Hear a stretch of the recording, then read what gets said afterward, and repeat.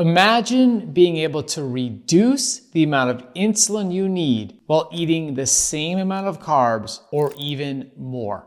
What if your body could manage blood sugar so efficiently it feels like diabetes isn't holding you back at all? It might sound unbelievable, but it's real, and it's all thanks to Zone 2 training. In this video, I'll reveal how Zone 2 training can supercharge your insulin sensitivity and transform your health in ways you never thought possible. And stay with me until the end, because I'll share practical, easy to follow steps to get you started right away. Before we get into the good stuff, let's do a super speedy lingo check to make sure we're all on the same page. Number one, Zone 2 training is moderate intensity exercise, where your heart rate is between 60 to 70% of your maximum. This is usually a pace where you can feel your heart working, but you can still hold a conversation. Number two, insulin sensitivity means how well your body's cells respond to insulin, which is the hormone that helps move glucose from your bloodstream into your cells to be used for energy. High insulin sensitivity means your cells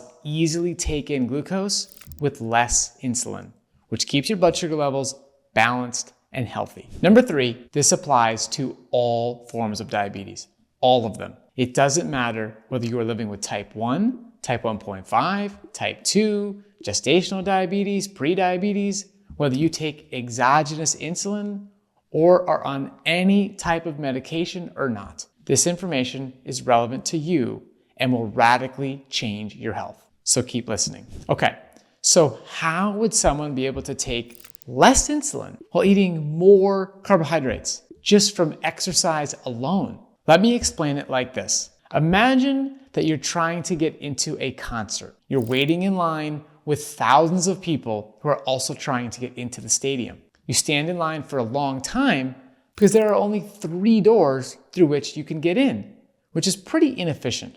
But if there were 10 doors through which you could get into the stadium, you'd get in much more quickly and efficiently.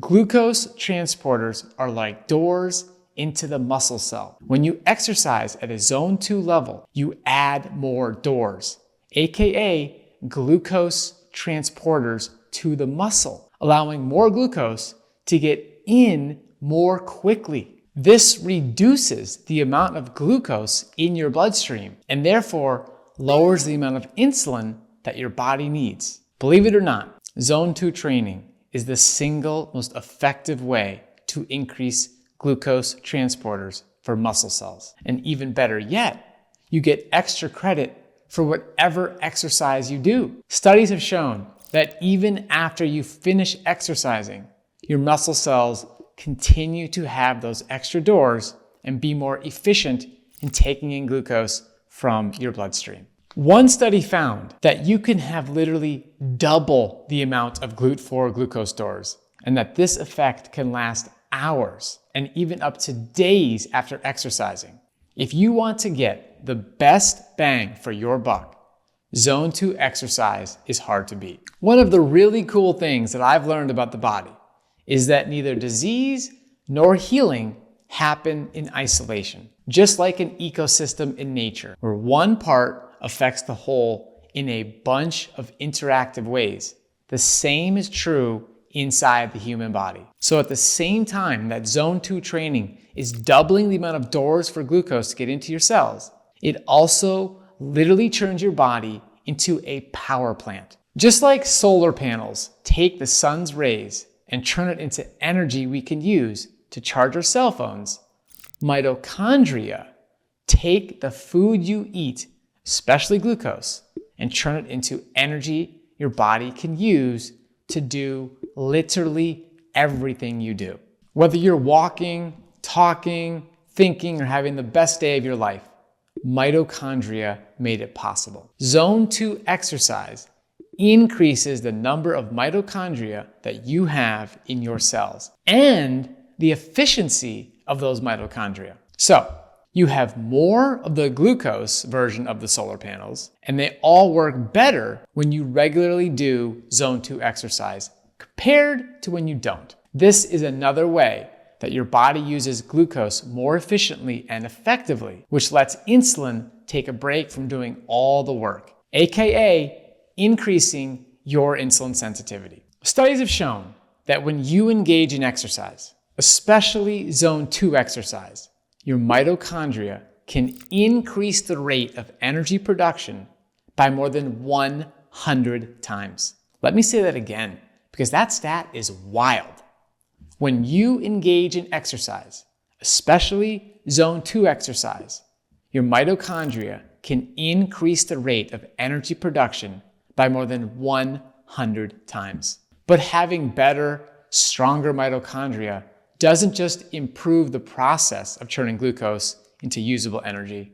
It also improves the process of turning fat into usable energy. You might be thinking, Robbie, what does fat have to do with diabetes? Isn't diabetes all about carbs? Think again. Fat plays a huge role in diabetes and insulin sensitivity. We have another video that dives deep into the role fat plays in creating a state of insulin resistance in the body. But for the purpose of this video, here's what you need to know.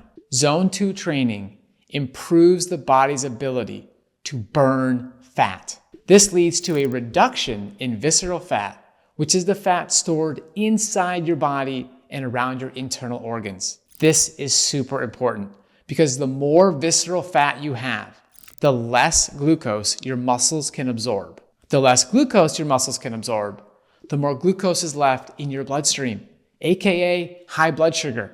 So reducing visceral fat is a big deal and has a big influence on your insulin sensitivity.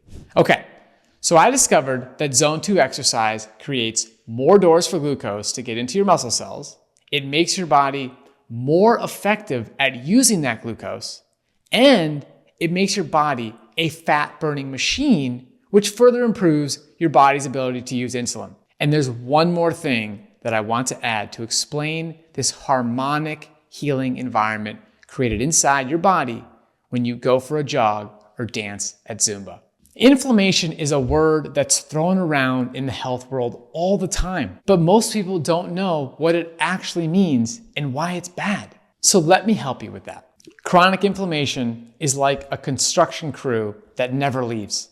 Rather than fixing the problem and heading home, the crew sticks around and keeps tearing things up, ultimately making things worse. This makes it very hard to drive the roads and get where you need to go, and glucose feels the same way when your body is chronically inflamed. Every part of the body needs to work harder in a state of inflammation. Zone 2 training reduces inflammation, which increases insulin sensitivity because your body can use insulin more effectively because there are less construction crews blocking you and making a mess of things. Zone 2 training works because it addresses the root cause of insulin resistance. It works from multiple angles, helping your body to unlock what is causing the disease state inside your body and building the foundations of health that can skyrocket your insulin sensitivity. I've seen it happen in my own body and in thousands of our clients too. I know this is a lot of information and you might be wondering how to get started with Zone 2 training. Don't worry, I've got you covered. Let's break it down into 3 simple steps that you can start today, even if you've never done it before. Number 1, find your Zone 2 heart rate. Zone 2 training is all about working at the right intensity. To find your ideal Zone 2 heart rate range, you can start with a simple formula. Subtract your age from 220, then multiply that by 0.6 and 0.7 to find the lower and upper ends of your Zone 2 range. For example, if you're 40 years old, your Zone 2 range will be around 108 to 126 beats per minute. To stay in this zone, you can use a heart rate monitor or an app that tracks your heart rate in real time. Or you can simply exercise at a pace or intensity in which you are working hard, but still able to carry a conversation. Number 2, pick an activity you enjoy. The great thing about Zone 2 training is that it doesn't have to be complicated or overly strenuous. You can do activities you already like to do, like riding your bike at a comfortable pace, dancing, hiking, or playing pickleball. The key is to pick something that you can do for a sustained period without exhausting yourself. Remember, Zone 2 is all about consistency. So choose an activity that you can easily fit into your lifestyle. The important part is finding something you look forward to doing regularly. Number 3, start small and build up over time. Zone 2 training is a long-term strategy, so there's no need to go all out from the start. In fact, starting small is better. We recommend that you start with the goal of 30 minutes of Zone 2 exercise 3 times a week. For example, you can start with exercising on Monday, Wednesday, and Friday. As your endurance improves and you start to build the habit, you can gradually start going a little bit longer, like 45 minutes or an hour, or add another day to your workout routine. The key here is consistency. As your body adapts, you'll find it easier to stay in Zone 2 for longer periods, and your fitness and insulin sensitivity will continue to improve. So that's it.